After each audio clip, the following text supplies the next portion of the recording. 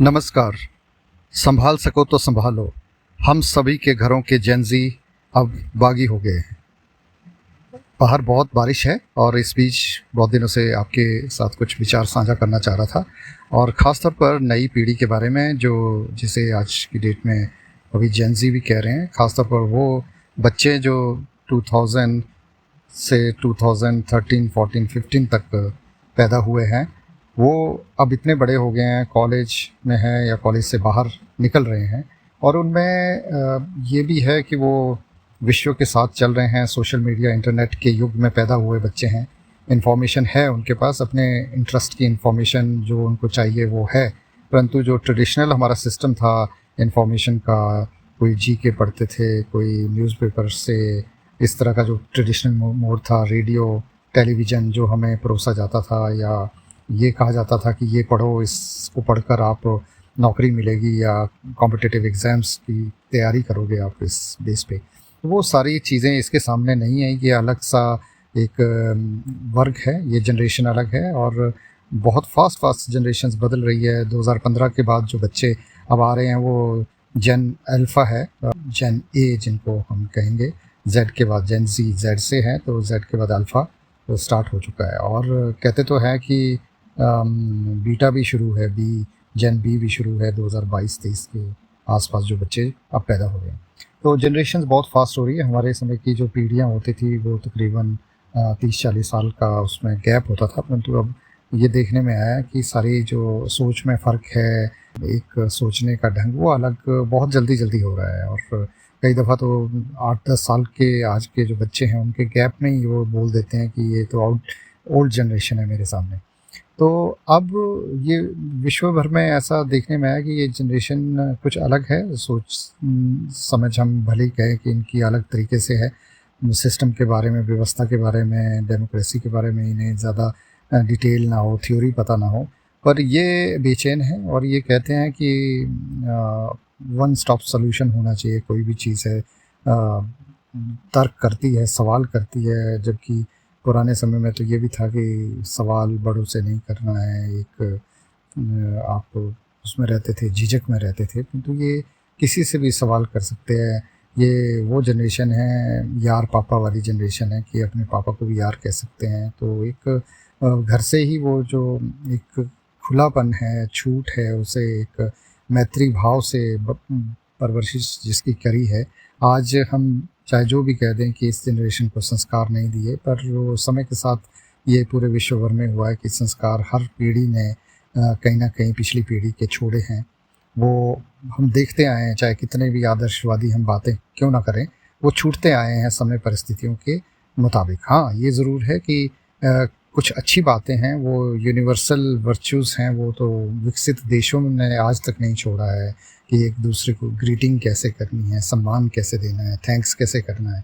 ये सारी चीज़ें अच्छी मानी गई हैं, तो अच्छी हैं तो हैं, और ये किसी भी कल्चर में है वो अच्छी है। हाँ, ये ज़रूर है कि सिर्फ बड़ी उम्र का रोब जमाना कि हम बड़े हैं और बड़े कुछ ना कर पाएँ, तो वो नहीं चलेगा। बड़े हैं तो आपको बड़ा दिखना पड़ेगा, बड़ा बनना पड़ेगा, बड़ा प्रूव करना पड़ेगा। तो और जैसे हमने देखा पॉलिटिक्स में भी ये सवाल बहुत है कि क्या देश के युवाओं का भविष्य तय करेंगे वो बुज़ुर्ग लोग जो 70 पार कर चुके हैं। मैं तो बहुत सालों से पहले प्रदेश के बारे में भी कई दफ़ा कहा था कि बुज़ुर्ग लोग, हमारे दादा की उम्र के जो लोग थे, वो कुर्सियों पे बैठे थे, उनका विज़न नहीं था कि यूथ को कैसे संभालें और यूथ के कौन से इंस्टीट्यूशन चाहिए, किस तरह की उनको एजुकेशन चाहिए, जॉब मार्केट कैसे है विश्व स्तर पर, देश के स्तर पर, दूसरे राज्यों में अगर जॉब चाहिए तो हमारे बच्चे सिर्फ निम्न स्तर की, जो निम्न आय वाली जो जॉब्स हैं उसके लायक ना रहें, और अच्छे से अच्छा उनमें हौसला हो, कार्यकुशलता हो, कौशल हो, वो सारी चीज़ें नकार दी गई है। तभी हम देखते हैं कि हिमाचल के जो बच्चे हैं वो अगर बाहर जा भी रहे हैं तो ज़्यादा तादाद में वो अनस्किल्ड जॉब्स हैं या बहुत लो इनकम अर्निंग जॉब्स हैं। तो वो मैंने कहा कि मैं अक्सर कहता था दद्दू विजन ही है वो, और वो लोग मानते नहीं हैं। वो कहते हैं कि अब तो हमारा राजनीति में नंबर आया है, अब तो ऐश करने का समय आया है। तो वो युवा 50 साल में भी युवा नेता कहते हैं, तो वो अब इस जनरेशन के सामने नहीं चलेगा। आप युवा 50 साल में उनके लिए युवा नहीं है, पिता से भी ज़्यादा उम्र के हैं, तो युवा कैसे हो गए।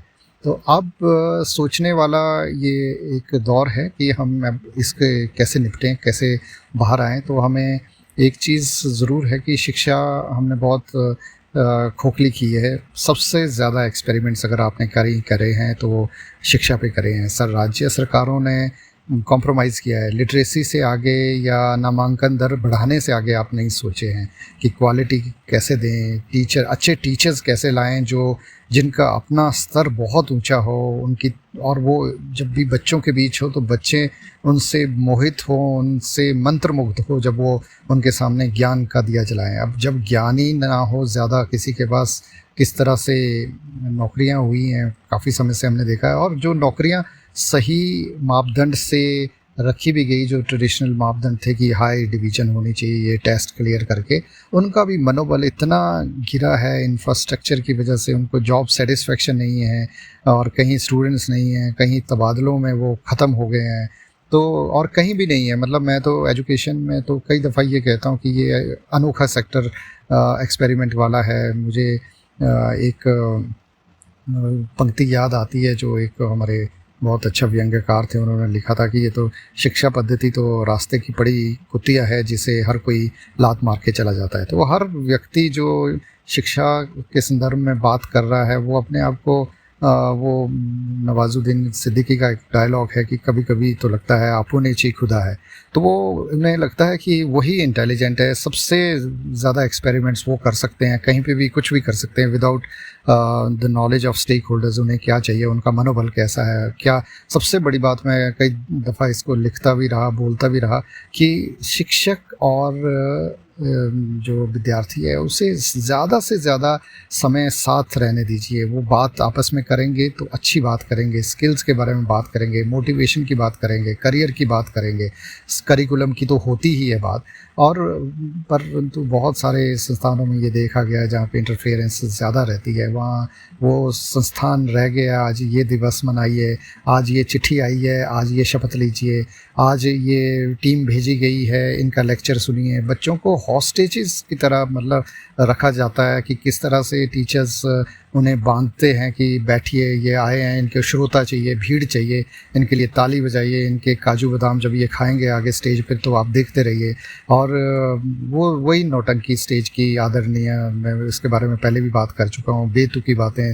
15 लोग डायस पे बैठे हुए, 15 लोगों का नाम, डेजिग्नेशन हर व्यक्ति बार बार दोहरा रहा है, और पीछे जेंसी आप ये सुनने के लिए बैठा है क्या है, उसके पास समय नहीं है। वो ये जनरेशन है जो जिसे स्विगी जोमेटो पे जब ऑर्डर किया होता है 20 मिनट का, वो इम्पेशेंट इतना है कि वो स्कूटर अगर रास्ते में मिस हो जाए तो वो देखता है कि मेरा डाटा गया है या ये स्कूटर वाला कहीं रास्ता भटक गया है।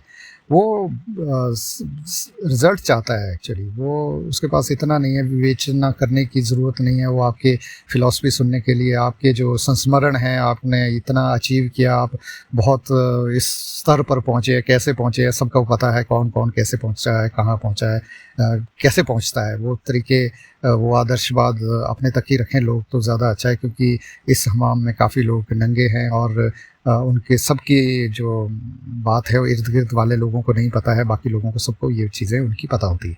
तो ये हमें इससे रास्ता बाहर निकलने का ढूंढना पड़ेगा कि हम कैसे नए तरीके से बदलाव करें।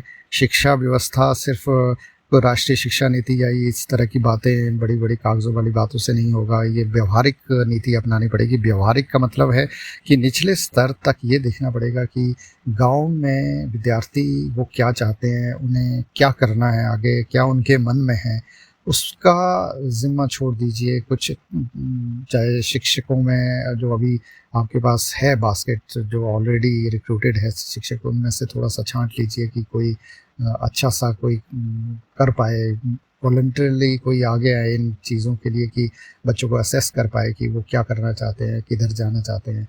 उनके 1 to 1 उनके बीच में बॉन्ड हो और उस दिशा में हम बात करें। पेरेंट्स को समझाना पड़ेगा कि क्या आप बच्चों को पढ़ाना चाह रहे हैं, क्योंकि अभी वो समझ पैदा नहीं हुई है, ख़ासतौर पर जो पहाड़ी राज्य हैं जहाँ पे अभी दुर्गम परिस्थितियाँ हैं, वहाँ लोग वही सोचते हैं जो स्कूल में बच्चे पढ़ के आ रहे हैं वही आगे हायर एजुकेशन में भी पढ़ते जाएँ। उन्हें ये पता नहीं है कि इससे नौकरी कौन-सी मिलेगी, क्या काम करने के लिए निपुण होंगे, क्या वो अपना काम स्वरोज़गार के लिए या नौकरी औरों को क्रिएट करने के लिए वो सक्षम होंगे। इस विषय में कोई अभी सोच पैदा नहीं है। बहुत अगर हो भी रही है तो बहुत धीरे-धीरे हो रही है। तो मुझे बस इतना ही कहना है कि पुराना ढाँचा हमें थोड़ा बदलना पड़ेगा इससे पहले कि देर हो जाए और सारा जन आक्रोश जो युवाओं का है, जो जेन ज़ी का है, जो नई जनरेशन है, वो झिझकने वाली जनरेशन नहीं है। वो माता-पिता से तर्क कर सकते हैं, वो उसके पीछे आप चाहे जितनी भी बातें कर लें, उसका मैकेनिज़्म अलग है, समझने का अलग है, उसकी फ़ीड अलग है। और एक चिंता का विषय और ये भी है कि उन्हें भटकाया भी जा सकता है, अगर जैसे हम कहते हैं डीप स्टेट इंटरनेशनल जो सिचुएशंस हैं, जहाँ पे वो सोचते हैं कि भारत का कोई भी अल्पविकसित देश, विकासशील देश अगर आगे जाएगा तो रिच स्टेट्स की रिचनेस पे एक फ़र्क पड़ जाता है। तो इस दिशा में कोई ये नहीं चाहता, वो चाहता है कि हाँ, ये जो कंट्री है पहले इसको किसी तरह से हम बाँट सकते थे रिलीजन के और कास्ट बेस पे। अब जेन ज़ी जो युवा है वो सबसे सॉफ्ट टारगेट है कि कुछ इस तरह की चीज़ें बताई जाए उसको सोशल मीडिया, इंटरनेट के तहत वो एकदम हिट हो जाए और वो अपना स्कूल, कॉलेज छोड़ के यंग नौकरी छोड़ के वो सड़कों पे आ जाए और एक कियोस्क की तरह बन जाए। तो इस विषय में सबको सोचने का, अब ये सोचने का, चिंतन-मंथन करने की ज़रूरत है और अब ये पुराने तरीके का ढर्रे पे सिस्टम नहीं चलेगा। हमें सबको बदलना पड़ेगा किसी न किसी रूप में ताकि कल हमारा अच्छा हो, सुनहरा हो। धन्यवाद।